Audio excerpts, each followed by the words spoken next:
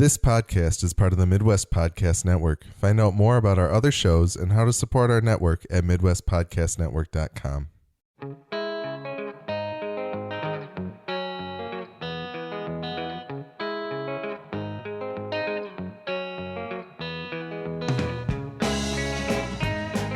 Welcome to Gone to Texas, a podcast about AMC's Preacher. My name is Alex, and I have not read any of Ennis and Dillon's Preacher. My name is Nick, and I have read all of Ennis and Dillon's Preacher. My name is Lance, and I have read all of Ennis and Dillon's Preacher. Today we will be discussing Season 2, Episode 12 of the AMC series titled On Your Knees. While we will not be spoiling any of the comic, and by extension any future plot lines of the show, we will be discussing the details of the series through Season 2, Episode 12, so pause this and go catch up before you listen to the rest of the episode. You can find more episodes of our podcast at g2tpodcast.com. That's the letter G, number 2, letter T, podcast.com. We're also G2T Podcast on Twitter, and you can send feedback to g2tpodcast@gmail.com to tell us what you think of our podcast and share your thoughts on AMC's Preacher so we can read them on our show. Send us corrections, observations, or anything regarding Preacher or our podcast. Some quick housekeeping notes before we go through the listener feedback. Next week is the finale of Preacher. Hooey. But I sadly had some last-minute work travel scheduled, so I will not be able to record anything on our normal recording day. So our show will probably be out later. My estimation is hopefully Thursday, but we will have to discuss when we can all get together. Okay. So... And then after this is a news flash to us. Yeah. And then after that, I'm going to be in Japan for 2 weeks. So we will likely do a season 2 wrap-up episode, but it will probably come in October at this point.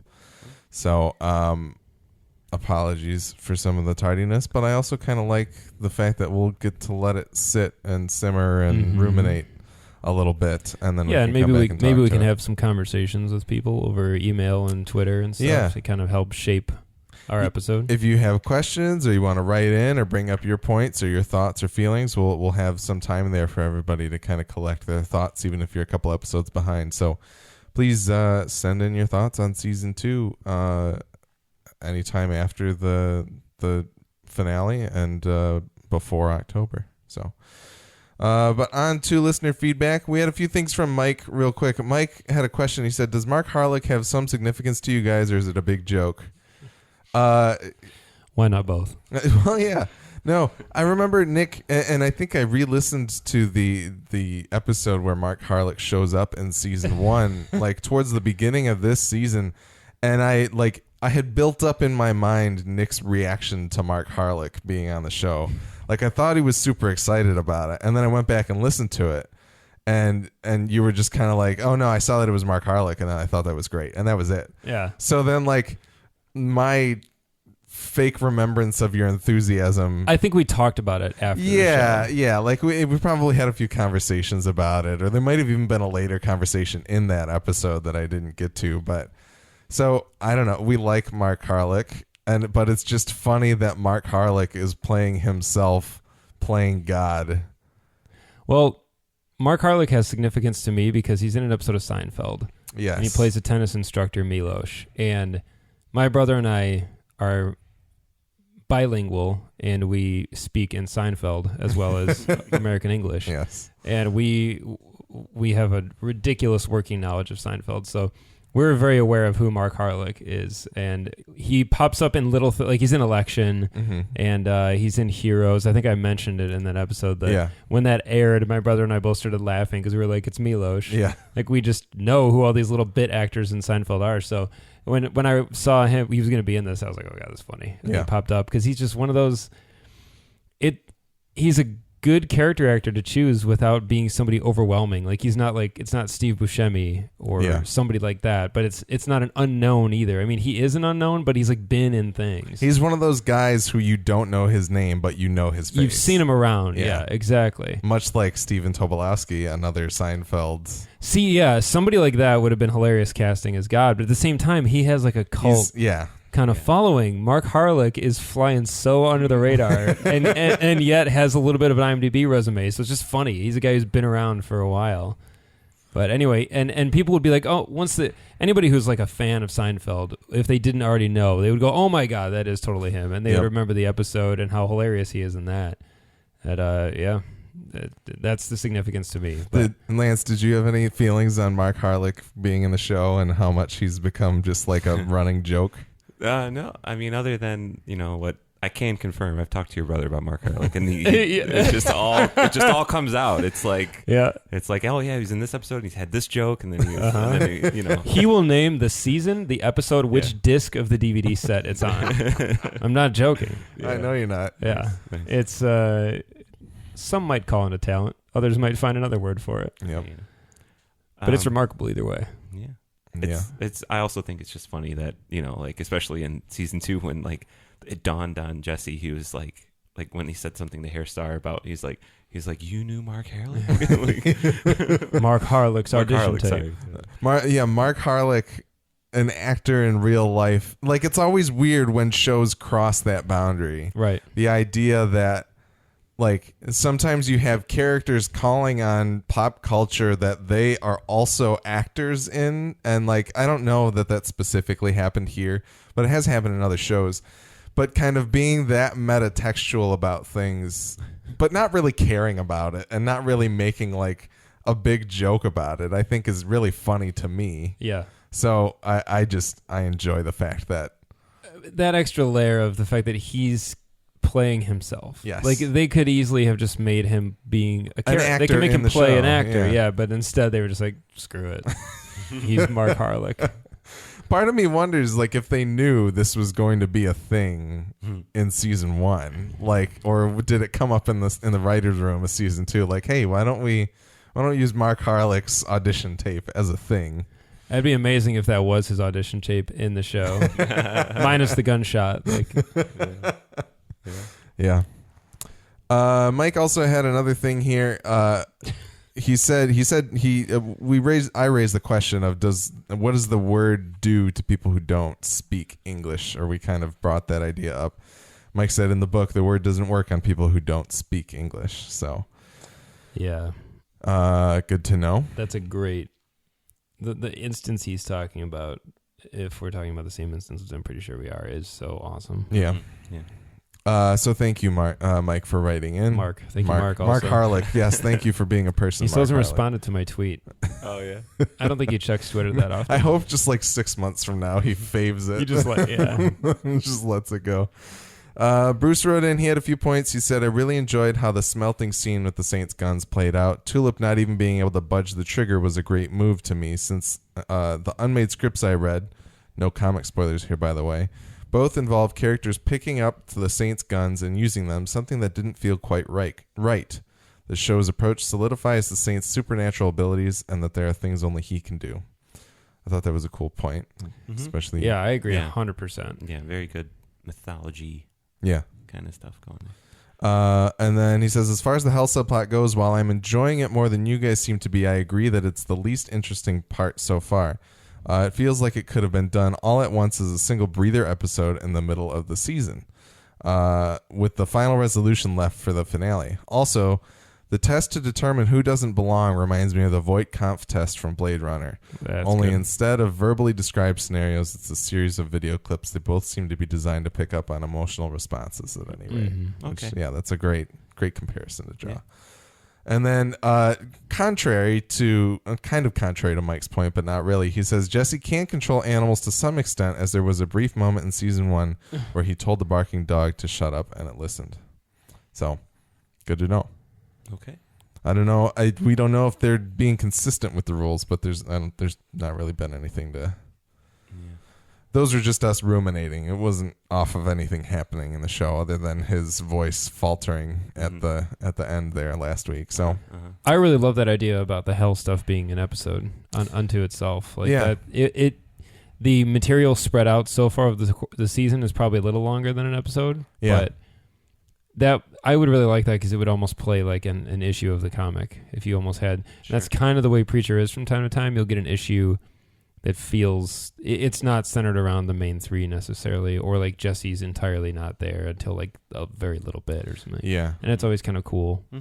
I think that would have been a cool way to do it. I don't know why I mean, I guess it's kind of cool to pepper it through the season, but I don't think they delivered on that. I don't think it was executed as well as it could have been. Like, they didn't find beats that like really intrigued or titillated in those individual episodes that left me wanting more of that stuff the next time I saw it. Right. Which is why I totally agree. I think it would have been cool if it was like, sometimes you get those episodes of the show where they start off and you're like, this is not what I was expecting at all after last week.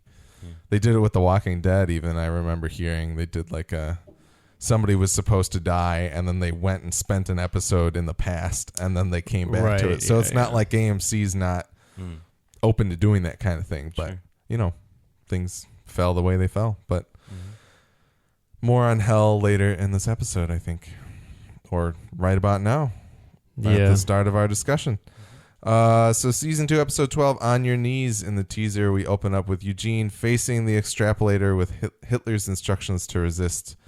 Eugene resists kissing Tracy, Tracy's emotional hostage taking, a childhood abuser in the form of the school mascot, and conceding to his father's request to kill himself. And after all of that, Hitler is able to open the window in Tracy's bedroom, and they escape, where the extrapolator projector shuts off to reveal an empty room.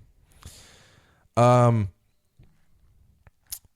felt like, and this is getting into Act 1 a little bit, but I felt like these first 2 sections of this episode could have been a lot shorter than they were. Yes, for sure. Like it didn't, I felt like we retreaded a lot, which is funny because we talk about Westworld, which is a show that uses retreading in a very interesting way to have you looking for subtle differences and things like that. Yeah. And also earlier in this season in Preacher, they've used montages of repetitive motion to great effect. And I feel like they kind of didn't bother to do that here, or they just didn't. Like, it's almost like they needed to stretch to fill this episode, which is funny because it was longer than the normal hour too, I think. Oh, yeah. It is, just like barely. 3 minutes. Yeah. Altogether. So what did you guys think of the extrapolator scene? Was it kind of what you expected? Well, all right. Was this some kind of super extrapolator or what? Like, this is in the hole, right? This is in the hole, yeah. So it's the only room that has the extrapolator in it. That's the only cell that has the extrapolator. And he's been down there before. He had been down there before. Oh, that's right. Okay, that's where I'm getting confused. Yeah. Because otherwise it's you not are... his room. Otherwise, you're just passively watching it, and you... Otherwise, you're experiencing the same thing, and it never changes. It is just Right. replaying it. But this is the one where it can react to your actual Right. Okay, that's input. right. That's right. I forgot about that. Yeah. See, the fact that I forgot about that is a problem, first of all. Yeah. But anyway, I agree. It's too long, and it doesn't go anywhere. There's a lot of treading water in the hell subplot in general. But a lot of this, I just didn't... I didn't really see the point. I mean, Eugene, like, kind of in the end, he like passed his like trial or whatever. Like, do you have to beat the extrapolator to like be able to leave? It was just the mythology unclear. behind it is not there. Yeah, and it didn't. Like, if he had been down there throughout the season and like trying to outthink it, maybe I would have bought it a little more. But I just don't understand. In the end, Eugene just had to like be himself and like be good again, and that was the way to trick it, which I guess I get. Like, he proved he didn't deserve to be there, and then he was able to leave. But like, well, but it wasn't even necessarily being good. It was like because he kills the mascot, which is not. That's I mean, true. in a justice sense, maybe if he was abused by this mascot, then it wasn't like a. is it like maybe not being good, but just like overcoming? It's like Hitler says to resist. I think he's resisting the temptations of the extrapolator. Is but even though like that's not even really a temptation. Like, what's tempting about that mascot situation? Also, what's up with that mascot situation? Because that's another they dropped a bomb there. pretty nasty bit. Yeah. Sort of. Yeah. It's not even really played for a laugh, but No. it's quickly like glossed over. And if you're like, wait, if Eugene was abused as a child by somebody in the mascot outfit, like, maybe we should be talking about that, or just not inject that into the show at all. If you don't have some sort of point. Like it was very non sequitur, like almost kind of like because Because I was expecting like Jesse to walk out of there like he did previously. Like I think it was kind of like a shock of like, oh hey, look, there's a big silly mascot in here, and then oh guess what, it's more sinister than you thought. But so is Eugene taking control because like he had no control over the Jesse situation. So is it? Yeah, that's a good way to put it. But does then that like absolve you from being in hell just because you're able to fix a memory? Well, and Hitler said, like the direct quote from Hitler is, "Show the machine that you don't belong here, and the secret door will open." Like that is what he says. So it's not like could anybody be doing this if they're put in the extrapolator, or is it just Eugene? Like the message seems to be that it's just Eugene because he doesn't belong there, and he had to prove he didn't belong there by doing the right thing. But maybe even in the preacher verse, the right thing to do would be to blow that guy away. That makes sense. I don't know. It's unclear. Logic dictates. And at the end of the day, I just don't. I'm not that worried about it. You know what I mean? I think that's part of the problem is that like they're playing so kind of like, I don't know if it's tight-lipped or if it's loose or lazy, but they're not like building that rigid structure of hell to give you the investment of the puzzle to figure out that Eugene is figuring out. Even like it's not really there. They didn't really cohesively present that to us so far in the season. So it's just one of the only subplots where I'm just not that emotionally invested in it, and I don't know why, because an innocent character trapped in hell should be like really good, but they managed to make hell like kind of boring, and they managed to make it seem like not the worst. You know what I mean? Like I think all of our like deep dark fears of hell, it's a lot scarier than like a machine full of Zagnuts and like sympathetic Hitler. It's like a prison where they torture you, but not like to the point where you can't bear it. You know? Yeah, and maybe these effects get compounded over time, but most people in there seem to be like kind of okay with what's going on, or like even like I don't know. It's just not what I imagined, and I think it's okay to not like it. You know. Yeah, Mike said in his email here, he says, something just occurred to me. Watching your worst day over and over would stop being torture in the sense, but it would be dull. If you have kids, you know that you have to sit through Land Before Time one more friggin' time. I'm going to lose it, right? That would be the worst. And as punishments go, it seems pretty uncreative, although I get the sense that this is a stopgap measure. Like things used to be quote-unquote better in hell, but hey, hell isn't what it used to be. Like heaven, you think? Like So maybe there's something there of like maybe hell used to be a lot worse, but then the bureaucracy has like beaten it down or something like that. I suppose. Don't know. But they haven't illustrated that successfully in the show. Yeah. If that's the case. Best representation of hell: South Park, bigger, longer, and uncut. That's the one for me. Where it's like full of like 9 billion people, and like Gandhi's down there, and Satan is down there. It's funny. It's good. Sounds good. I can't think of my best representation of hell. Yeah. Actually, you know what? In the comic Sandman, the way they depict hell is horrifying. Like I love that book, and I whenever he roamed down to hell, I was like, oh my god, like I don't want to read this. It was illustrated so just thoroughly. There's so much detail hidden in there, and it just was like anguish. I'm really dark. I did watch the next time on for this episode. I don't know if you guys did or not, and we don't typically do this, but I thought it would be a fun thing to talk about. They show Hitler and Eugene crawling out of like a manhole, essentially, in like a grassy area. So where is the exit to hell? What is that joke? What do you guys think? Is it New Jersey? Because I feel like that's, kind of the... Well, remember when in season 1 where he just literally dug up from the ground, and he was all dirty and everything. Like I kind of wish they would go back to that. Yeah. But I didn't see the scenes from next episode. It's just a quick shot of Hitler and Eugene coming out of like a manhole, and it's like a foresty, grassy kind of area. And I was just kind of like, I know this is going to be a joke. This is ripe for a joke. Yeah. What if it's just Hell, Michigan? That'd be pretty good too. Yeah. Yeah. I don't know. I think it'll be fun to see. But part of me is like, it's like New Jersey or something like that. It'll probably be something pretty good. Yeah, but we shall see. There are probably many ways, many different exits. Yeah, to lead to different places. Yeah. But the back door, back door to hell, where is that located? All right, so Act 1, we see what the saint went through at the bottom of the swamp. He remembers his wife and daughter and his baptism at the urging of his pregnant wife so he could join them in heaven for the rest of time. There's a nice sweet scene with them having a picnic and him kind of placating his daughter as well. But then in present day, the saint sees lights in the water as the Grail lifts the Sokosha out of the swamp and they tow it away only to replace it with a decoy. So once again, we get more of the saint. We knew he was down in the swamp. I like the flashbacks. Born Ultimatum flashback. Yeah. It's like it. That's the thing is that like I guess I appreciate the scene for getting a little bit more context of the saint, but I didn't really need to know what happened in the weeks leading up to where we were with the saint. Yeah. Hell looks dope in Constantine.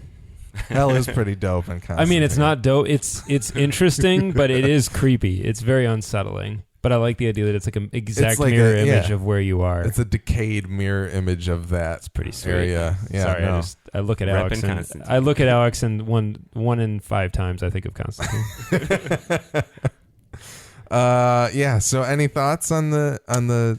I'm in total agreement. Still, I think the first like 15 or so minutes of this episode, I was like, don't. Yeah, could have been chopping off and fling it in the trash. Don't really need it. I will say the diving suits for the Grail guys is pretty sweet. Those are awesome. Like they remind me of like G.I. Joe. They're like Cobra kind of G.I. Joe villains. I agree. The flashbacks I actually liked, and it was something that I didn't think I was gonna like. I was like, ugh, I don't need to humanize the saint again. Like I don't need that. Just make him a thing. But it was neat. How do you guys feel about him? Like, I don't have a good gauge as to whether or not he's a particularly loquacious man in the comics. Like, does he do a lot of talking? Because it seems like, like we get a lot of scenes of him in the show walking up and just being like, preacher, and like that kind of thing. So he's very vocal in this episode. How did that strike you guys? I mean, he does talk to Jesse. They have conversations, but they're very to the point. Like his little story he tells him later in this episode, I don't think I wasn't a fan. He wouldn't have done that. I got so distracted by him with his knife. I was like, I'm looking at the knife. I'm looking at him talking. I'm like, these things don't match. Like, he's a lot like Jesse. Like in the comics, they had like I've said it before. They end up having that they have this kind of respect for each other almost. Like they kind of respect that each of them is kind of a no nonsense like straightforward kind of guy who'll look you in the eye and either shake your hand or punch you in the face, but he'll look you in the eye while he does it. And that's kind of the way they both are. And I think that they kind of they have an unspoken kind of understanding because of that. And in the show, they don't have that kind of yin and yang kind of bond that I really dig in the comics. Because in the comics, both of them, they don't really like each other, but they like, do you know what I'm saying? Oh, yeah. There's just this like unspoken kind of vibe where they look at each other and like, I get you. When they face each other, face down on each other, like obviously same killers facing down on you, and but like they just talk and it's like they just hash it out, and it's and like and then there's the occasional saint which is like, why don't I just kill you or something like that, and then Jesse like convinces him not to, and he doesn't. Sometimes he'll just talk to him, just reasons with him. Mm-hmm. That's the thing that I kind of miss, like the motivation and development of the saint is so kind of convoluted right now that it makes me yearn for the book version. I like him in the show, but he's just it's so clear cut in the book, and it's just like he's almost not a character. He's a side character, and he doesn't have this. You get it, like you get his family was killed, and life just did a number on him, and he's angry all the time about it. But he's also pissed at God, and he's pissed at the devil. And like you get it, and you're like, that's it. It's cut and dry. There it is. And in the show, it's just like, I don't understand how he works in the show. He's all over the place, and it's getting to the point. I was okay with it for a while, but now it's kind of gotten to the point where it's taking up a lot of time, and it's just not super satisfying. I still think I I like my original idea of not seeing him for the rest of the season. Yeah. That would have been nice. But I did want to bring up real quick, you were talking about the parallels between Jesse and the Saint. Bruce, in a point in his email that I didn't read, he said, "Now that I can talk about the coffin, I wanted to bring up a connection that I noticed a while back. Jesse, that was very good. I wanted to talk about that, but Bruce nailed it. Sorry. Jesse putting the Saint in the armored car and then dropping it in the swamp is a clear parallel to his experience with the coffin." And then he said, "I think it could be argued that Jesse did the worst thing he could imagine to him, possibly even worse than hell from Jesse's perspective." So, like that.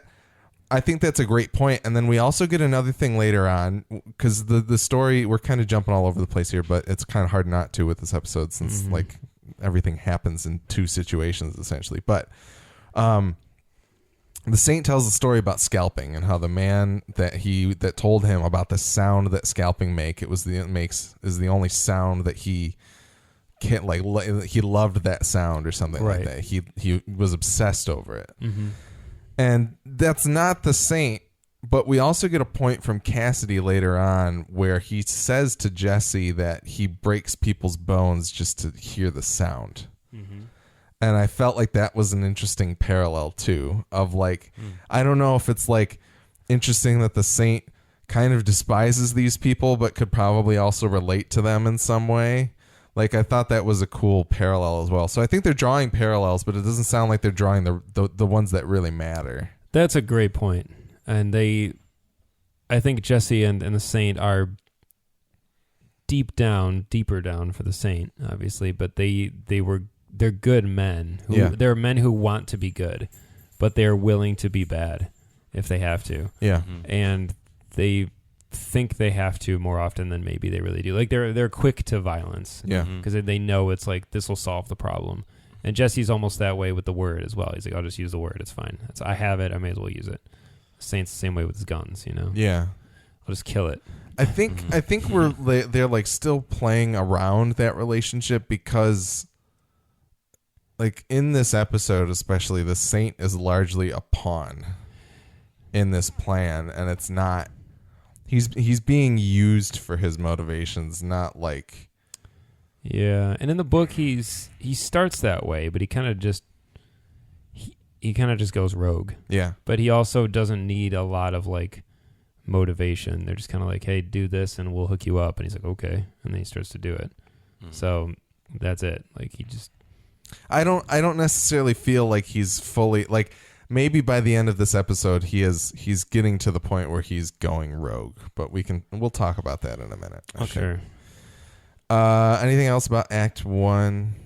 I did have no Hoover apologizing for traffic was hysterical. Yeah.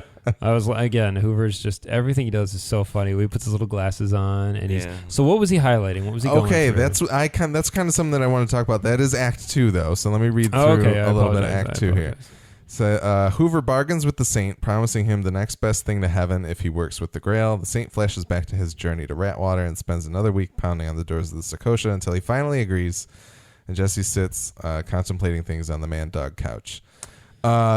So, the number one, the highlighters that the Grail has are super cool looking. They are awesome. I really want one. Nice. It was awesome. I was hoping it said like Grail Industries on it or something. You know how like offices will have their own branded like they hand them out at like conventions or I was something. hoping that's what it was, like one of those two-sided ones where one side's pink and one is yellow. That'd be like a cool like Comic-Con handout. That would be awesome. And that's totally the type of thing Hoover would have in his pocket. Nice. But his little glasses and just that whole conversation was so funny. But then I was like, I'm good.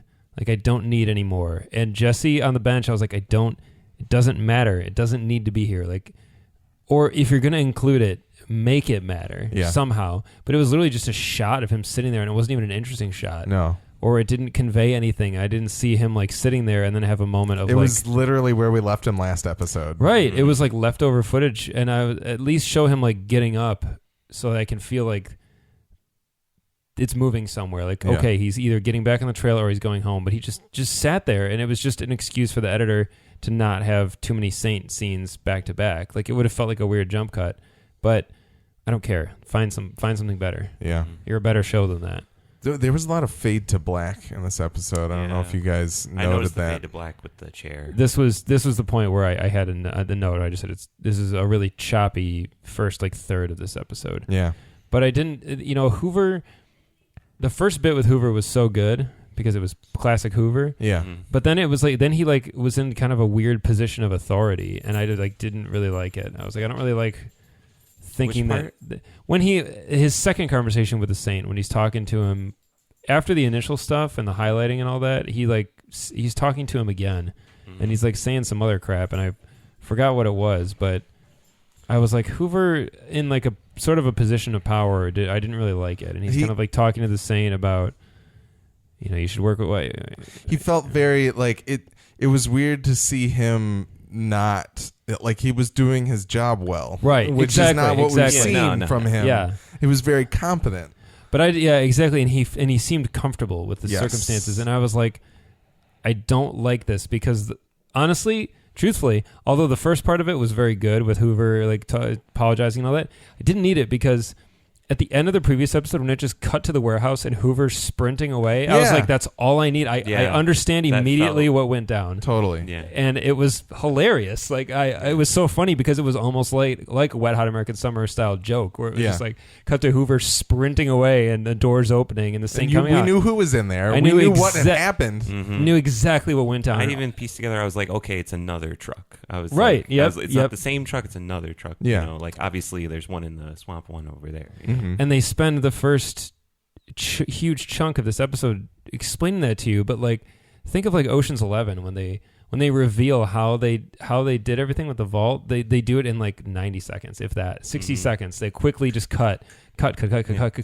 and your brain is able to put it together because we're not primates, and we get it. Yeah. And so I was just man, I don't know. This feels like I've been watching Defenders. I just finished episode 6.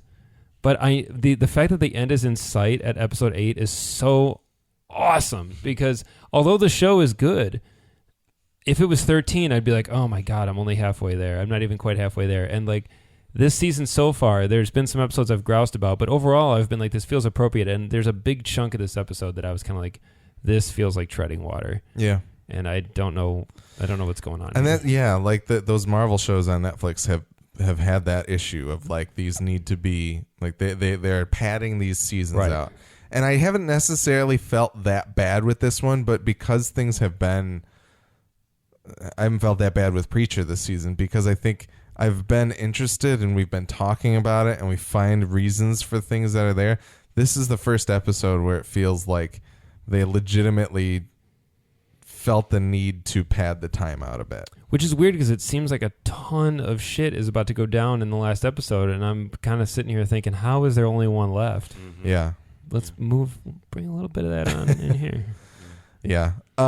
So what Hoover's highlighting, I wasn't really sure. It looks like a service manual. Yeah. Mm-hmm. It almost kind of reminded me of the projectors in Hell I from thought what the I same was thing. looking at. Yeah. So I'm not really certain what we were supposed to get out of that. I tried to pause things and read them, but it's all it's really good. It's the diagrams are good and the words that are there make it seem like a super oblique service manual for some obscure piece of technology.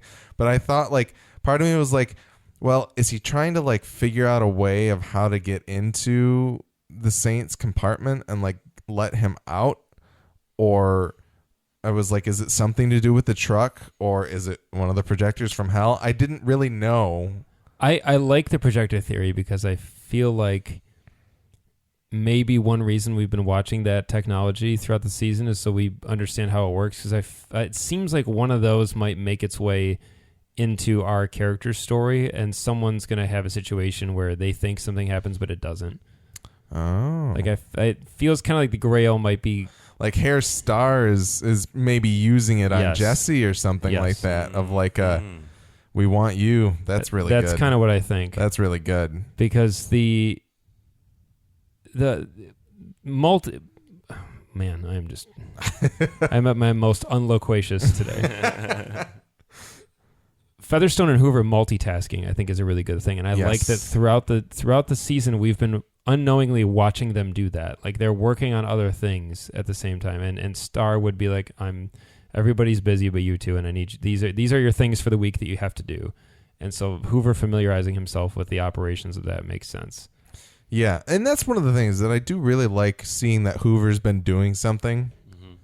But Hoover's the kind of guy, it's like the episode of Parks and Recreation where early on when Rob Lowe is in charge, when Chris Traeger's in charge, and he repositions where everyone is in the office, and he shakes everything up to put his own like spin on it, and he gives Ron the little circle desk, and you know what I'm talking about? Yes. You've seen this at Lance? Yep. I have not. Okay. The only thing I know about Rob Lowe, Parks and Recreation, Andy Perkins. He's always the says that. best. Yeah. But anyway, he like puts everyone in different positions, and Ron tells him at the end of the episode, he's like, he finally stands up to him and is like, you are screwing everything up. And he explains why everyone is where they're supposed to be. And he's talking about Jerry Gergich. He's like, Jerry, you cannot put Jerry front and center. He goes, you shine a light on him, and he like panics basically. He goes, you have to just stick him off to the side and give him something, and he'll do it, and he'll work really hard, but you can't shed any light on him. And it's kind of like the way Featherstone's the one that will go do that stuff. Hoover is better absorbing a manual and like building this projector. But if you put him in sort of in charge of any sort of decision making or like social interaction, I feel like he's going to screw it up. Yeah, for sure. No, yeah, absolutely. Yeah. You have to watch Parks and Recreation, Lance. Man, you guys are making me look like chumps. I don't see anything. See, you see every movie though. You're way more disciplined about movies. Yeah. That's for sure. Yeah. Check my Letterboxd account. Lance, I applaud Lance because he makes the time. Oh yeah. He's like, I'm going to the movies, and like we used to be that. Oh, we did used to when we were young. Yeah, and we would just do it. And now I still love the movie theater so much. Like we went and saw Dark Tower, and it stunk, but I'm really glad we went to the theater and did it because I just like going to the movies. But now, I mean, it's that like that siren song of Netflix, man. It's like, hey, just stay home. Yep. Yeah. Stay on your couch. No, the theater viewing is my thing. Absolutely. Yeah. Any other thoughts on Act 2 here?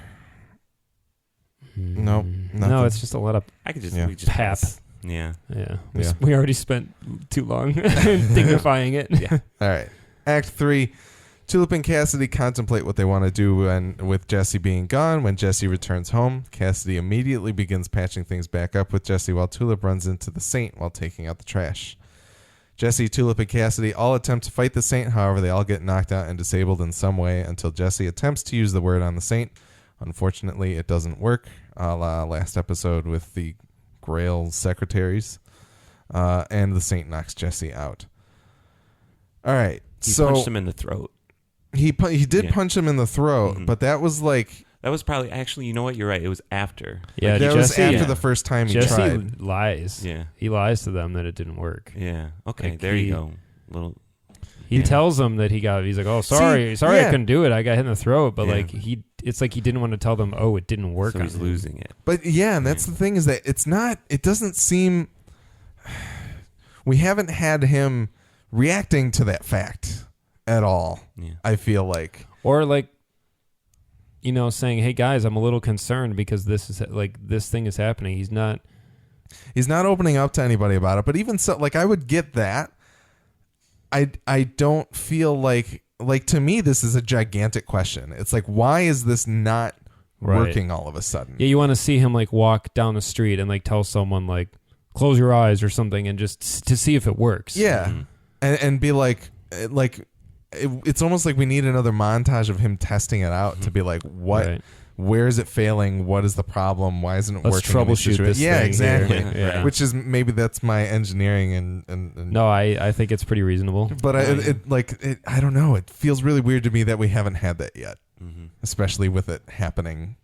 In a much less stressful situation, but also like at the penultimate episode of the season. Yes. Like, I agree. You need that like Spider-Man 2 montage of him trying to figure out what's going on. Yep, for sure. So that to me was strange. I have so many notes for this scene, but most of them aren't that important. They're just like little things that I thought were good. Start with Tulip, just the whole Tulip thing, where Tulip. She's Tulip. Yeah, she's standing up to the Saint, but then.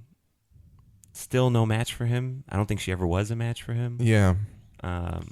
And to have that, like, how does she feel now that she got beaten down by him again? Well, and that was the thing is, like, as soon as they were getting into the kitchen and I could see it coming to where he was going to grab her by the throat, I was like, oh my God, she's going to crumble again. Like, this is it. Yeah. And well, she reacts like somebody facing their fear, though. Like, That's true. She really, like, I mean, it's a big display of ferocity from her, and I think it's coming from a place of like, this is not going to happen to me again. Like, yeah, it's like a victim confronting their assailant, and because the Saint puts her down in the hallway and starts to walk towards Jesse, presumably, or the apartment at least, and she turns to fight him. Like she hits him and she tries to take him on, and he of course knocks her out with no problem, but she did land a punch. Her unwillingness to back down, the fact that she wouldn't run away from that situation, I think that is really, really, really good. Absolutely. But Tulip. I love Tulip. Yeah. Yeah. So, I love the way that she was in the hallway and he just like emerged from the doorway. That was so good. Yeah. And that was the thing. I was like, why is Tulip away from the action? Like, what is going? And then I was like, oh, the Saint's gonna show up like this, because we get that little scene of Hoover and Featherstone being like, oh hey, he's on his way. Yep. Yeah, I was excited for that confrontation in the hallway, and it didn't go down like I thought it would, but I'm not sure what I thought would happen. She wasn't scared, but she wasn't like angry at first. It was just kind of this like, she was kind of in shock. Like just the kind of this middle line, and then she just turned into this explosion. Yeah, it was great. Yeah, knowing that he didn't have his guns, I think, helped her out, because that was part of her nightmares a lot, wasn't it? Yeah, that's true. Her in the stomach. Yeah, like her saying Rio. Yeah, Rio. And Cassidy's fingers falling was in the dream. Yeah, and she kept staring at the floor finger, as he called it. So I want to talk about that stuff, because this show is at its best when all three characters get along with each other and are talking. Yeah. And I don't understand. I get the dramatic purpose, but let's reach a conclusion already. Either break them apart definitively or bring them back together, because we're doing this like rubber band thing back and forth, and I'm just like exhausted. If this is a problem in season 3, it's going to be a huge issue. And it's almost like a scene by scene basis. Like I just don't get why they're like alternately everybody's fine and then they're not. They're like really fractured, and then they're like when we were talking about Arrow last week, it was so refreshing, because I was like, you're right, man. Arrow just gets down. And they're like, you know what? Here's our arc. It's 3 episodes and it's over, or it's 6 episodes and it's over. And there's a lot of this like, it's just back and forth. It's driving me crazy. Yeah, and I even think within the same episode, like it's Tulip and Cassidy are both like, yeah, fuck Jesse, what a dickhead. And then they're just like, yay, he's back. And like at the end of the episode, everything's cool and they're all having dinner and everything's fine. And I was like, what?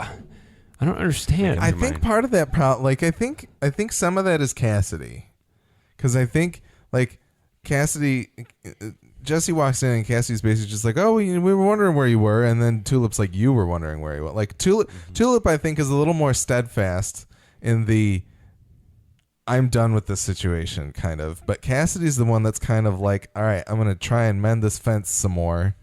Like he's got like 7 pieces of plywood stuck together with duct tape and spackle, and he's trying to make it work, but it's not. And so that's a good seeing point. it starting to like even in this episode, I felt like the moment in the ambulance, getting ahead of us again, where Tulip says everything worked out, it's okay. Like I felt like that was the moment of we're going to move on from this. But then obviously later on we get Hair Star telling them what happened, and it opens up another can of worms. But then also that brings me to the idea that like I don't think any of them want to sit down and talk about it. None of them want to figure it out. Cassidy's telling a story about a unicorn. Yeah. And they're all yucking it up. Like Tulip and Jesse are sitting there taking pot shots at him about it. Like cute. None of them want to like talk about what they're going through. Bimini was mentioned again. Yeah. Just go on the beach and just not think about it. They're basically just trying to let the good times roll. They all want to sidestep it, and nobody wants to talk about it like it's a real thing. But we can come. And I get that, and that makes for super compelling subtext. But do it in an episode, yes, and then let's get out of here. Don't give us the mini explosion that we get like last week about the Saint, than not drive it to anything like more intense than that. I don't know. It absolutely has been like a rubber banding back and forth kind of thing. But did you watch with subtitles on? I did. Their argument about Fight Club is fantastic. It's so funny. I think I missed that. They had already started talking, and I was like, I got to hit the captions. When the Saint comes into the apartment and he hears them talking, and he's walking around. They're like on the balcony. When they're on the balcony, okay. They're arguing about Fight Club, and Cassidy's position is that Tyler Durden does exist, and he's real, and he's there the whole time, and it's really funny. It's awesome. I was actually just reading the subtitles and not paying attention because again.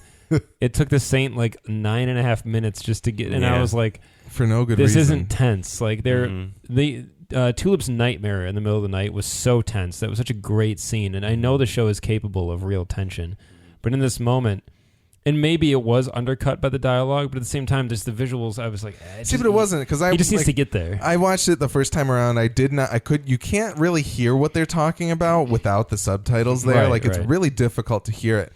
But even then, like I was just straight up like, I know where this is going. I don't care. Let's just get me to it. Just get. And that's the thing. The Saint, even in the book, he would just walk out there and grab him. Like he wouldn't fart around or be like, oh, I hear Walking French around. music. That's annoying. Let me go check that out. He wouldn't care. I feel like in the comic frame is them sitting there on the balcony talking, and then all of a sudden, like the arm of the Saint comes out of the door and grabs somebody or Pretty something much, like that. Mm-hmm. Whereas this was just like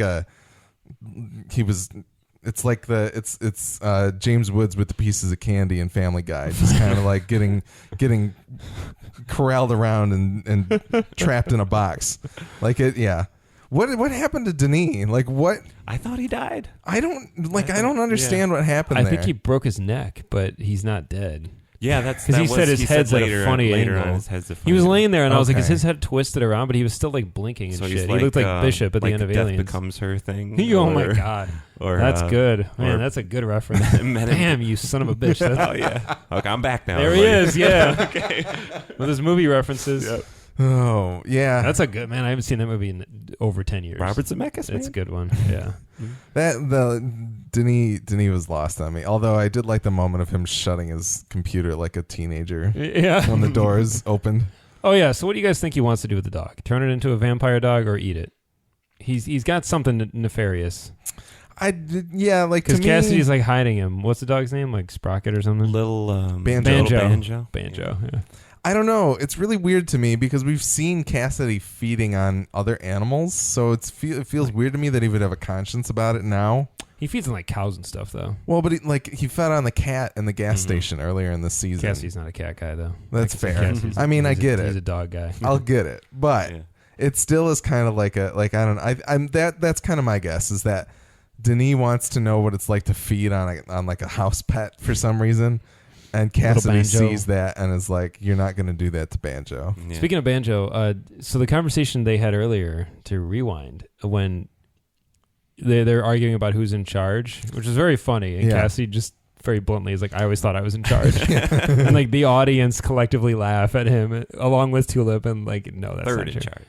But he goes, I'm in charge of a whole heap of people. And then it cuts away, but he's still talking and he says little Banjo. And then he's like, talking about some other stuff, but I began to wonder, like, is there more to that? Like him saying he's in charge of a bunch of people?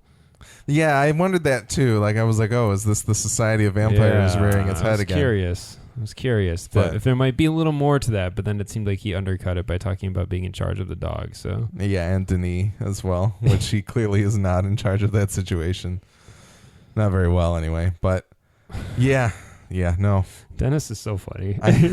He just always cracks me up, like looking under his bed and shit. Yeah. Closing the laptop. That was very funny. Yes. This show, see, sometimes with their jokes, and they sometimes they play things so perfectly.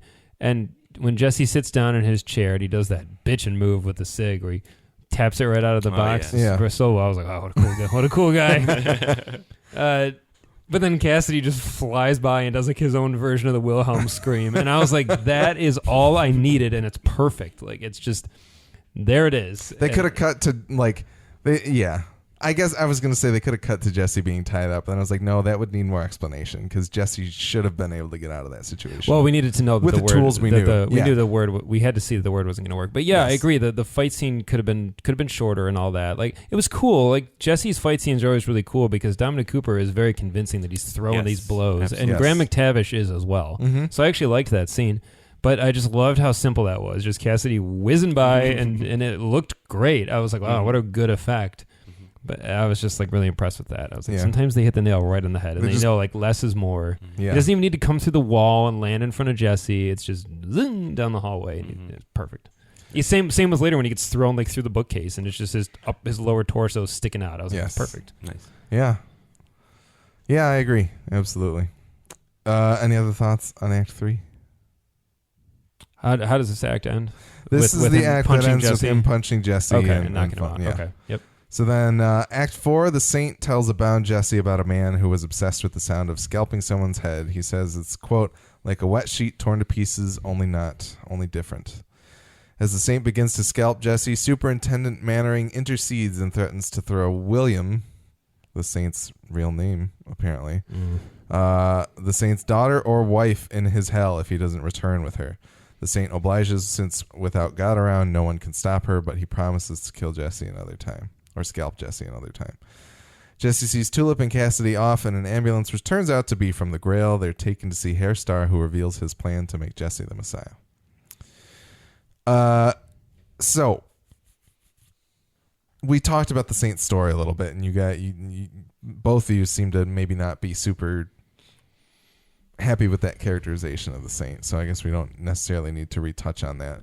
No, I think they do a fine job. Yeah. It's just that I don't know, the way I got the Saint story was in a special, a comic special. Yeah, and then pieces of it are talked about in the comics, but then also there's a very real reason why the Saint is damned, essentially. Yeah, and they never touch on it in here. They just kind of say he's a killer. He's done so many bad things, We might be saving that, I guess. I mean, once again, skipping ahead, apparently he's going to get a conversation with Satan. Yeah. So. God, I can't wait. Oh, yeah, it's going to be great. Is it just Peter Stormare? Sure. Yeah. Why, who are the other noteworthy cinema Satans? Robert De Niro. Viggo Mortensen. Oh, okay. From Prophecy. Who is it? Is it Ray Wise? Yeah, Ray Wise. Yeah. And Harvey Keitel and Lil Al Nicky. Pacino, Devil's Advocate. There's a lot of good Satans they could pull from here. Yeah. Let's just go straight South Park Satan. Just that's the big version. Yep. Is it Will Ferrell from Tenacious D? Oh my God.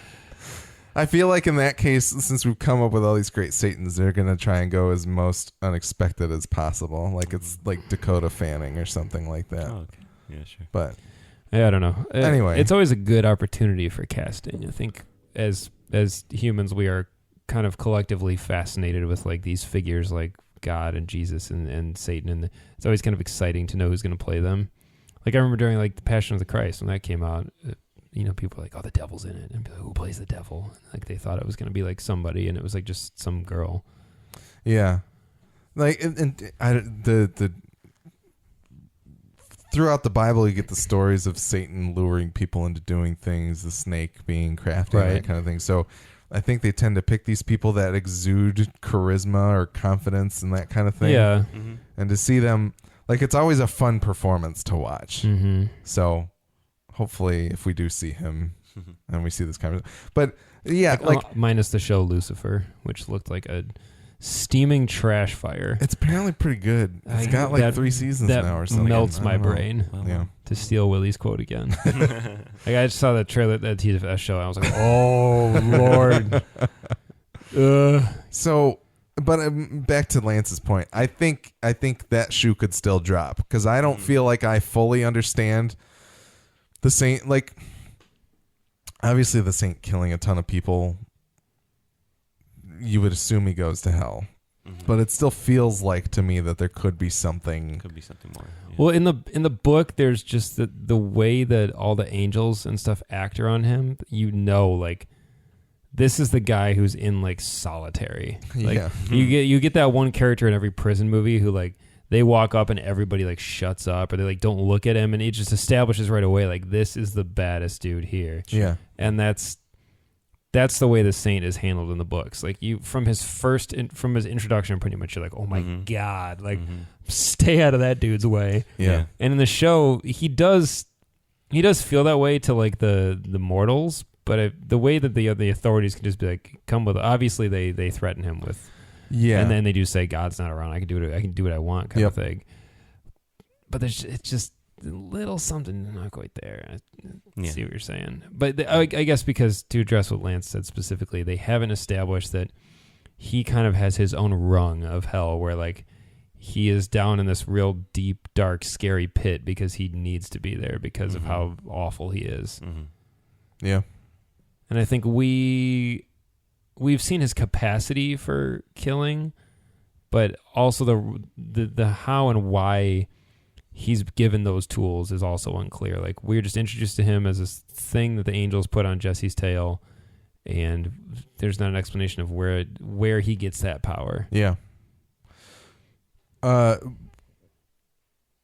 William, is that out of the comics? I don't think so. I can't remember. It could be William, famous William from 1992's Unforgiven.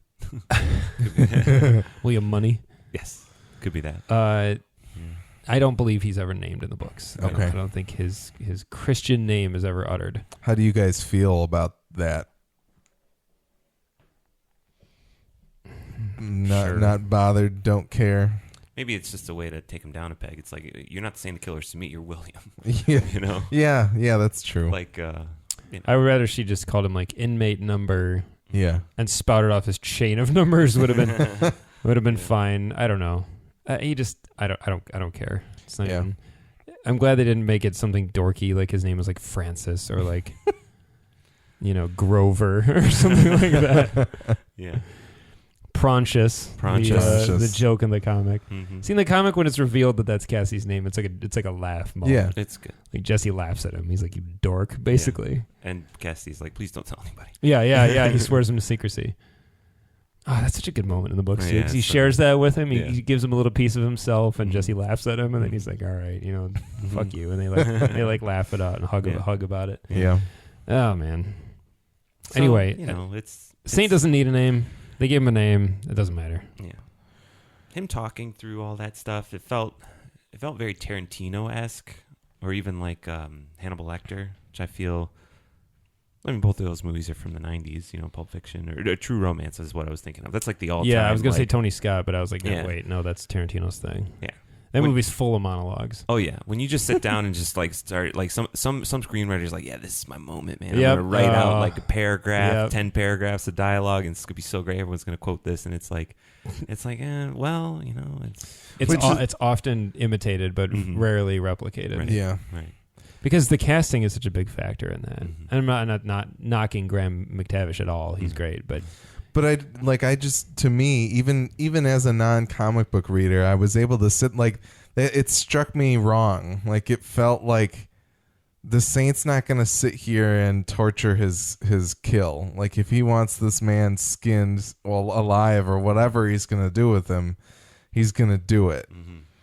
Yeah, and his hatred of the preacher of Jesse is. I mean, I guess they do a good job of establishing it, just locking him in the Sakosha. Well, and here's the thing: Same is time, that I was though, even he wants to he's reserved this punishment for somebody he thinks is really nasty, and I was like, and here's where I think that works. Although I've just remembered it now, and it didn't even strike me as important enough to list it here. But when he's baptized, that preacher is played very menacingly and like a I'm going to put the fear of God in you kind of way that there would have been in those days. Yeah, sure. But he tells him to get on his knees, and Jesse tries to do that again, and it doesn't work. But I feel like that parallel is there. It's just not drawn particularly importantly. Like it's not, we don't. Well, and you know what? You're you're right, 100%. But there's a missing puzzle piece that you don't even know is missing. Is that the Saint's relationship, his thoughts and feelings on God and Satan in particular, are not addressed in the show. Yeah. So the preacher, is essentially by proxy God, and it stands for God, and the Saint would hate that too. Okay. Yeah, that makes sense.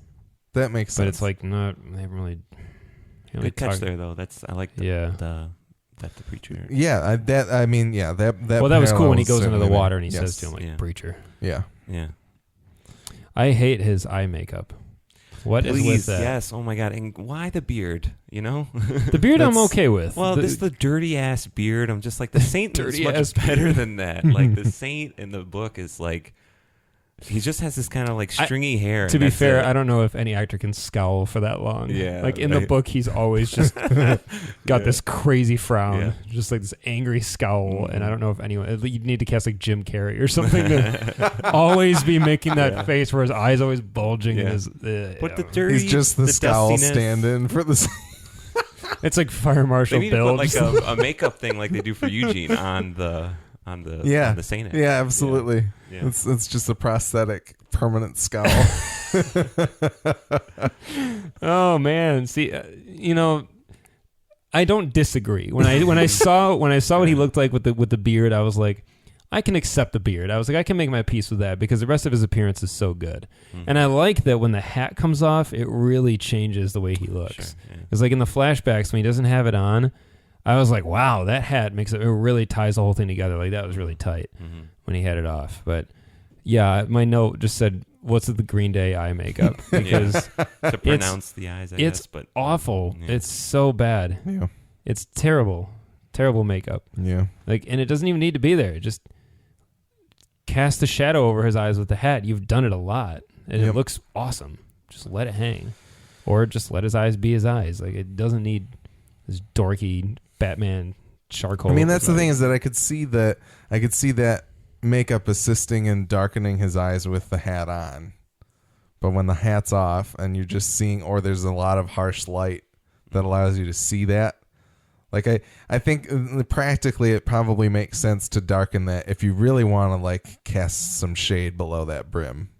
But makeup is so sophisticated, though. It could look so much better. Well, but that's the thing, is that I feel like in the sequences where you would see him, or you're meant to see his face more clearly, like I feel like they would have had a different call for makeup that day or something. But I don't know. It just looks stupid. Yeah, it's like bad Saint of Killers cosplay. The superintendent does say to Jesse, "You are lucky to have a man like Hair Star looking after you." So we know that he's the one that called the superintendent. What a chilling sentiment. Yeah. It's that. So he put in a call to hell, and they came up instantly to come down to earth and There's a relieve problem. a man of his death. Yeah, no, that was. You can just good. imagine the lecture he gives them over the phone too about like the Saint just running amok and like, I need you to come solve this. Oh man, thanks, Lance. Yeah. I look forward to that every week. And Jesse also explains to her that he has part of her soul, and she says to him that she's like, "I'm sorry to hear that." Yeah. I always knew. So I liked how the Saint was like, "You didn't put me back in hell because you're chicken shit." Like, I always knew that was the case. Like 1% of his soul with the Saint, like he couldn't just accept it that he was in hell too. Yeah. That was a good call out, and it also, draws kind of a line between the two of them where like you can't bullshit a bullshitter. Kind of. Yeah. Mm-hmm. Yeah. But Jesse. In season 1, I would have been like, Jesse's clever enough to like pull one over on somebody like that. But season 2, Jesse's kind of dopier. Yeah. He doesn't feel as slick. And maybe it's because he's not in control. But even when Jesse in the books is not in control, he still at least tries. Like, I almost feel like if this subplot of the souls was in the books, which is not, by the way. Yeah. Jesse would be like, oh, he's got 1% of my soul. Screw it. Send him to hell anyway. You know what I mean? Like, you would just like do it and I'll figure it out later kind of thing. Although I get that Jesse now feels like, okay, if he has 1% of my soul, this means I cannot get to heaven. So if Jesse were to die in this instance, he would probably be immediately pulled to hell as well. Do not pass go. Yeah. So that's scary. I could see that. Yeah. I do like the way they've bound the two characters together like that. It's really cool. I just want them to, I don't know, make the relationship between them a little more satisfying. It just feels so, it's just nothing but one-sided hate in each direction. And I would like it to be a little more complex than that. Yeah, I agree. Like Jesse doesn't deserve to be as black and white with people. And I think the Saint has even said that to him, kind of like, you've done bad things. They've both done bad things. Yeah. Jesse should be a little more open-minded. But this is, I suppose, where it is very true to comic Jesse, because he also sometimes gets blinded by his sense of justice and morals. And Tulip would be like, hey, don't really know if you can go throwing some stones at this guy, because... Well, and that was something that bothered me a little bit here, too, is that because when the Saint calls Jesse on that, and they have the discussion of,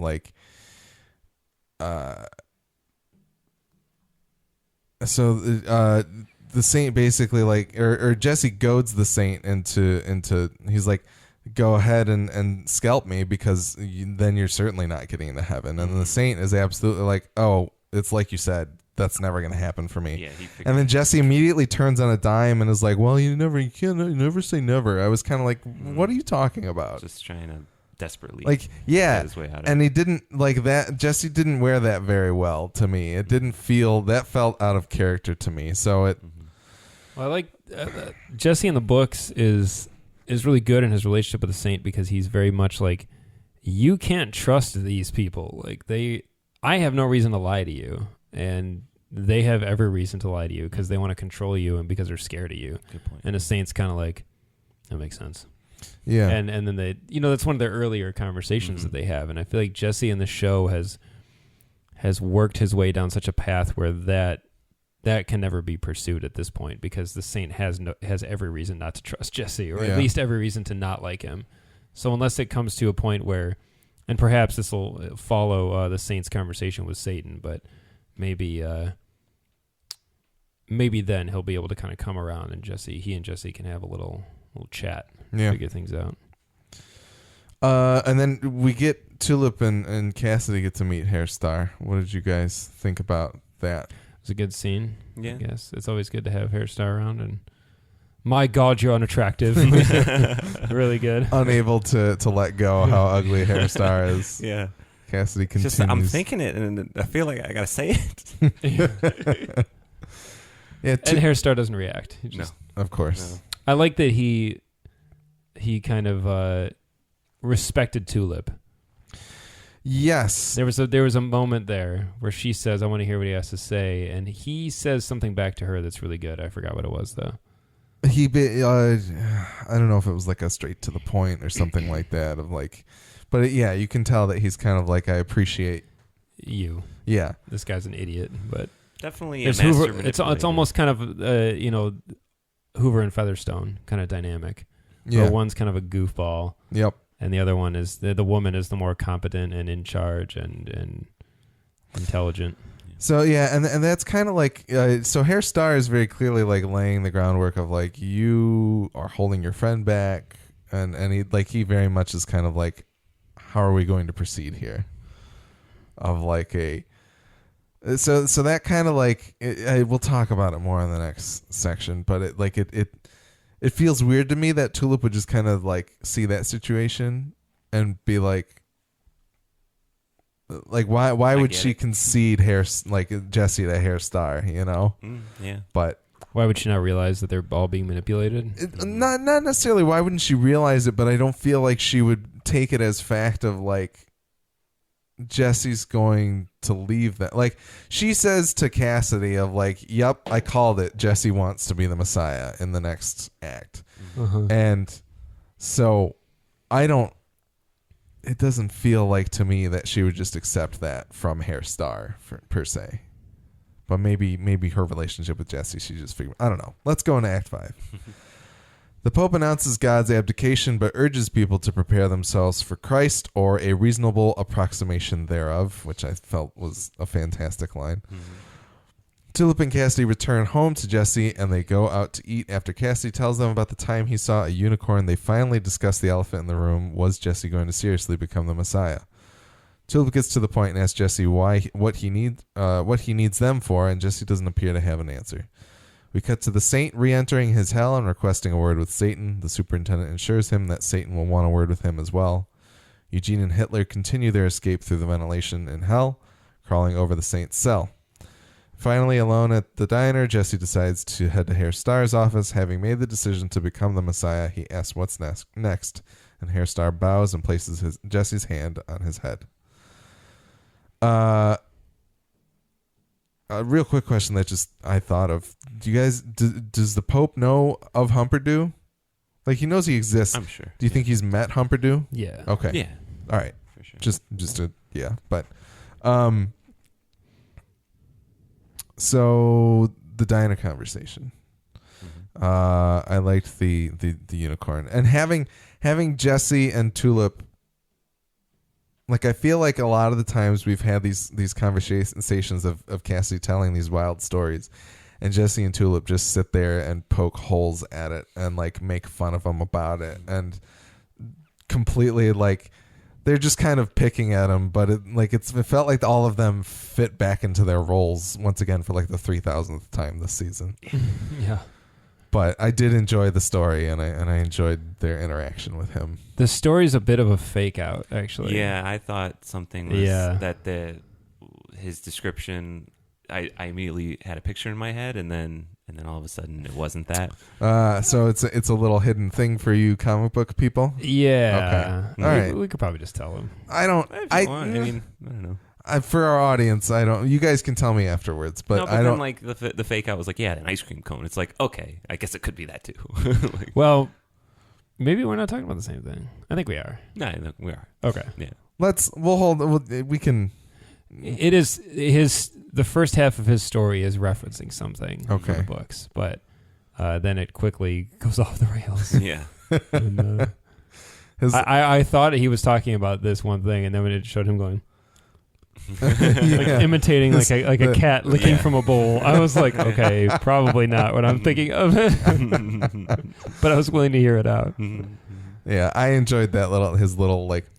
It's so good. He is just. He's not even Irish. Such a gem. No way. So like Seth Rogen at Comic-Con was like, I didn't even know you were doing an accent until like 3 episodes in. Yeah. So I think he's British, and he is an Irish. He is accent. British, yeah. Wow. Yeah. That's crazy. Mm-hmm. Man. The lines over there, depending on where in England he grew up, actually, it could be. True. I used to work with a guy from England, but he was from Newcastle, which is close to the Scottish border, and he sounded almost more Scottish than English, but he was a Brit. It's interesting over there how accents can, even Welsh folk, to us we're like, you're English. He's almost he's 2 years off from sharing the same birthday as Willie, like literal day. Oh really? Yeah, he's a March 9th birthday. How old is he? 33. Oh my God, that's so weird. Yeah. He looks like he's 45. Oh, that's this is you, and this is you on meth or something like that for sure. Yeah. I mean, I think that show Misfits that he was on, it was like a superhero show or something. I don't know. It's kind of like a I don't. He's fantastic. He is. He's great. He is. Leave it at that. This is where the line the you like to break people's arms just to hear the sounds they make, which I like that line on its own, but also the parallel with the scalping situation thought was pretty interesting. You fight, you drink. Yeah, the fighting, drinking. Yeah, you're just a human, as nobody says. You're just a person. Yeah, like the rest of us. Yep. So I guess the conversation about Jesse being the Messiah, like. Personally, I didn't think Jesse was as there as he seems to be at the end of this episode, although we don't get much. Like, he walks into Herr Starr's office and is like, what's next? But I feel like it didn't feel like to me that he was ready to accept that. And maybe Herr Starr pushing Cass and Tulip away forces Jesse into like, well, what the hell else am I going to do? He's scared to death. probably. Yeah. Yeah. I still, it feels like we're heading towards a bit of a fake out. Yeah. I feel like Jesse's gonna pull a fast one Okay. on the Grail. Like this feels like the moment where you would think like the hero is finally beaten, and then they have one more ace. Is up their this sleeve. okay? Is this pop culture consumption crackpotitude, or is this built off of any comic knowledge too?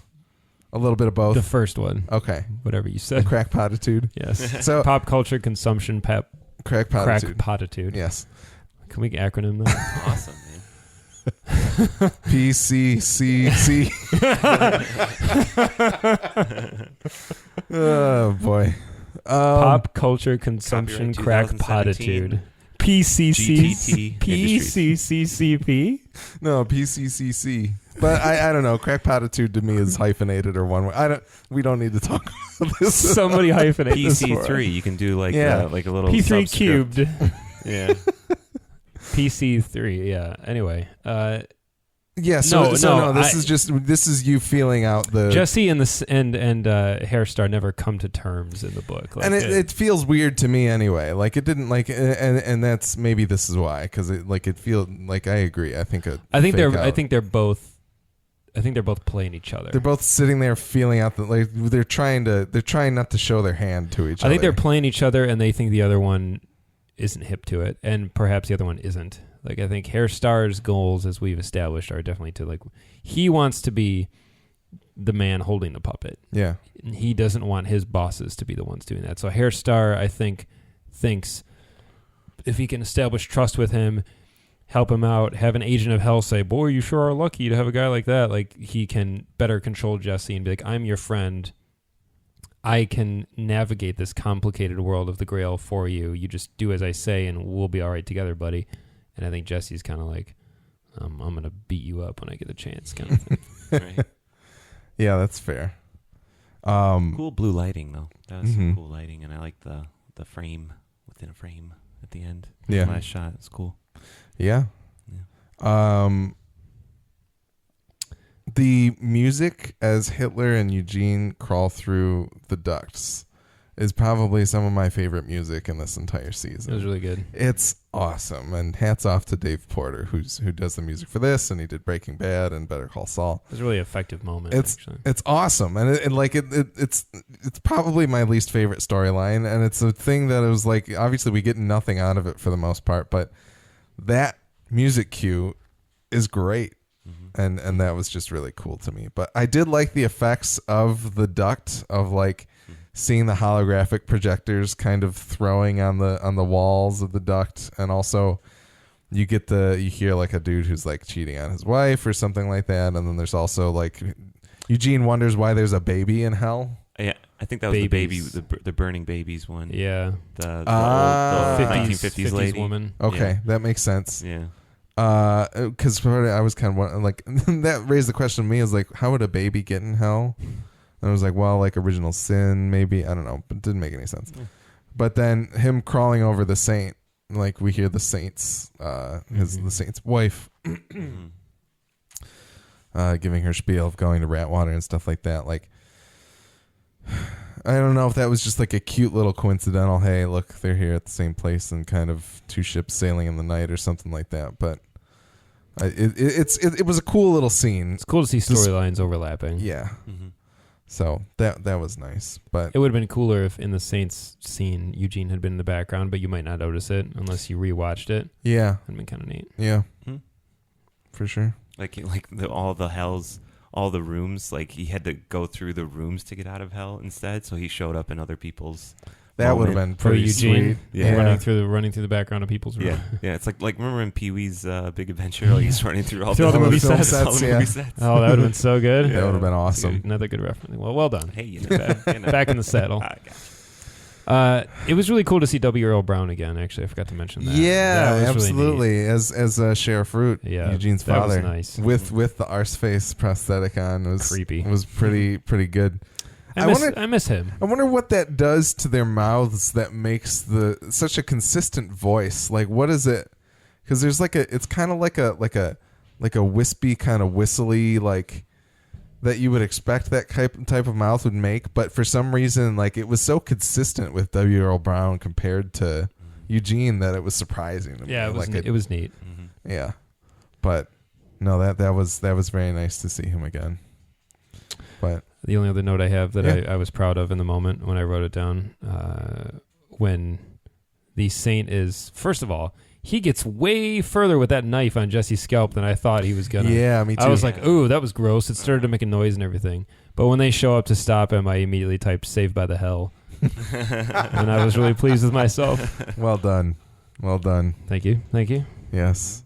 No, and I remember you see, like, when Jesse's standing outside of the ambulance, and there's like no, or maybe it's when he's watching the Pope's address or whatever, and there's like no like you can't even tell that there was anything going on. Yeah. Can I throw a theory out there that might spoil something though? Not with any maybe I shouldn't. We can wait. But it's not based on anything comic. It's just based on things that are happening in the show. Yeah, maybe I'll do it off the air. Okay, all right. Maybe I'll do it off the air. Yeah, but no, you can see Tulip's like marks on her cheek. Yeah, Tulip's and got Cassidy's broken arm or whatever, but not Jesse. I don't know. Jesse's hair is still perfect, It's of excellent despite hair. being almost scalped. But Close. yeah, I think that's about it for this episode. On AMC, I watched the scene from next episode, but I didn't see like a montage of the next episode. And Okay. the scene was pretty good. It was pretty funny. All right, Yeah. good. I'm ready Looking for the forward show to to it. be funny again, like largely funny. Mhm. Even when things were dark in season 1, there was still things that were genuinely funny, not like awkward. Like, I don't really think I should laugh at this. Yeah, Or I don't think this is funny, but it's trying to be funny. yeah. It feels like I think the humor is obviously very important to the show, but it feels like the mode with which they use it is very different. I don't know. Once again, I always think back to like the girl taking the selfie with Tracy in season 1 and that kind of stuff. Like, a lot of that humor was also like, ooh. Yeah, but that was like good dark comedy where like it's funny, but it is at the same time repulsive, Yeah. and you understand what they're poking fun at. Yeah. It's even kind of like the Tyler lines about raping. Like, Yes. it's the same kind of thing where like it's awful, obviously, and it's gross, but like the joke is played in a way that they're kind of satirizing it. Yeah. Not that, and it doesn't make it right, and it doesn't excuse it or even say like it's okay, but they're like, it's the same kind of thing. Yeah. But like there are other jokes in the show that don't get that little spin, or they get an attempt, but it just doesn't land. Yeah. But everybody being openly funny about things was also very nice. Yeah, So, absolutely. we'll Some see. genuinely funny, like the foreskin conversation came back again, talking about Yes, it did. the Dutch foreskin consumption. You write in and let us know. Is it really 10-1 in the Netherlands? Oh boy. All right. As you said, next week we'll be a little bit late. I apologize, but hopefully we'll be worth the wait. I am very excited for the Yes. finale. Me too. Yeah. I hope it Me ends too. strong. We'll I feel see. like by this time last season, I was way more satisfied than I am right now with this season. Even like the second to last episode. Yeah. Yeah, because I guess we saw where things were going, and we kind of knew that it was meeting back up to where it was getting to a place where it could be back to where you wanted it to be, and being like a little bit of a journey with them. So I don't know. Obviously, I don't know what you guys are thinking with where this is going to go, but I do kind of feel like we're pretty off the map with the fact that like Hair Star is still kind of like trying to work hand in hand with Jesse, at least seemingly, and also the Eugene stuff. And like, it doesn't feel like it feels like we've sidestepped the actual comic, but that we could work back around to it somehow once again. I'm looking back on the season right now, and I feel like the show the guys in charge need to be okay with the fact that this is Jesse's story and the rest of the characters are characters in his story. And it's not Jesse and Cassidy and Tulip and the Saints and Eugene's story. It's his story, and they're all characters that are a part of it. And while I appreciate the depth that they've injected into all the characters, I think you need to come to terms with the fact that not every character has to be this like completely well-rounded, totally detailed character where I know their personal histories. Like sometimes just write a good character and let the actor fill in the rest and bring it to life, because not everyone can be a starring character. Yeah. And I feel like a lot of time this season was spent with other characters and working on other characters, and while it may have made for some decent episodes, it doesn't make for a great show, because I feel like looking back, just everything with Tulip and Cassidy felt like just filler. And whereas in season 1, it was very clear that it was Jesse's story. Yeah. And these guys were important supporting characters that were interesting and had personalities and had histories, and that was that. And in this season, it feels like they tried to, especially with Tulip, do a lot more with her, do a lot more with the Saint, do a lot more with Hair Star. And while I loved all the Hair Star stuff, obviously, we didn't necessarily need as much of it. And while it made for a great episode of TV, did it help push the series into a forward momentum? Yeah, like it still feels to me almost like we are, like I don't necessarily feel like we are on that journey with Jesse yet. Like we're still filling in the important parts of like who are the Grail, who's Hair Star, and also, you know, getting Eugene out of hell. And maybe I feel like we could still be pushing these puzzle pieces around to finally allow it to become Jesse's story. Like once Eugene is out of hell, now that the Saint is back in hell, once the Grail becomes the antagonistic force, clearly, once all of those things are in place, maybe it'll come to a point where it's kind of like Jesse's on a journey and we're going there. I hope so. We've gotten Victor out of the way. Cassie's obviously still has some weird stuff, and we're also going to focus more on Jesse's backstory. Like that's coming at some point. So maybe we will come out of that with a more Jesse-centric show. But who knows? Yeah, and it's not that I'm opposed to working on side characters, but or that those two aren't important or good. They're great. I mean, the actors are phenomenal, but it's just it's called Preacher. Like it's he is the preacher. Spoilers for Preacher. Yeah, it's his deal, and I may look back, 4 years from now or whatever, whenever the show's over, and be like, well, that season was actually really, really killer. But it just, right now, I kind of can't help but feel like it feels like a lot of time was spent just kind of dancing around the main character. And I want it to kind of refocus a little bit and stay moving forward. Like give us some real forward progress with this character, because it's his story. Yeah. We'll see. I'd like to know if we're done yet with finding God, because that's the main thrust, that's the main goal. And what Jesse did to find God, he went to New Orleans, he visited like 24 bars, he went through some painful stuff, I'd say, but like he should do more to find God rather than just. It feels like he's kind of given up. Yeah, which is weird. Like he tried once and got super damn close. Maybe you're for right. what we know. Man dog, which okay, like you're gonna hang on to that, the man dog thing. It's which like, he still doesn't know for sure. If that's God. Yeah, like he doesn't know definitively, and although he's probably tired and like a little frustrated, like just keep going. Mm-hmm. Or the show needs to throw him a little bit more to keep him on the trail. Like, just feels like, I don't know. And the what do you need us for? The Tulip says. I mean, I think it's pretty apparent that he needs them because they're his friends and like they help balance him out and they keep him grounded. But why not just say that? I know if I was in his position and I was asked that question, I'd be like, "What are you talking about?" But instead, he just kind of goes. Well, and here's the thing. I mean, we didn't see the rest of that conversation. That's true. And we could. They're obviously. I think I am just projecting. I think I'm projecting my frustrations. But. And that, but I mean, you are right. If If redacted, things play out, officially redacted. If things play out with things potentially being like somebody pulling wool over eyes or whatever, like we can. They've clearly been in the mood to go back and inform a situation that we didn't have all the pieces of. Or one that we already did. Yeah, or one that we already assumed all of them very well. Yeah. So we'll see.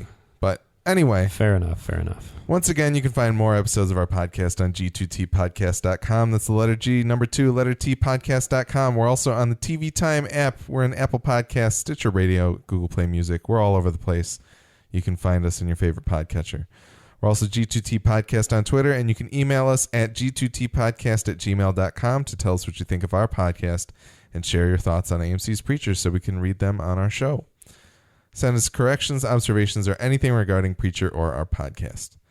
The Midwest Podcast Network has other shows about video games, horror movies, and HBO's Westworld. Find out more about these shows as well as how to support the network at MidwestPodcastNetwork.com. Our theme music is the song All In by The Red Thread and is being used under a non-commercial Creative Commons license. That's all for this episode of Gone to Texas. We can't wait to see what next week's episode of Preacher brings, but until then, go forth and speak the good word.